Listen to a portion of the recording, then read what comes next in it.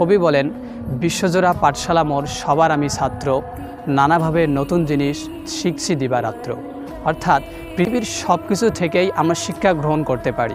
তাই আজকে আমরা শিক্ষা সফরে এসেছি, যার নাম হচ্ছে ভিন্ন জগৎ।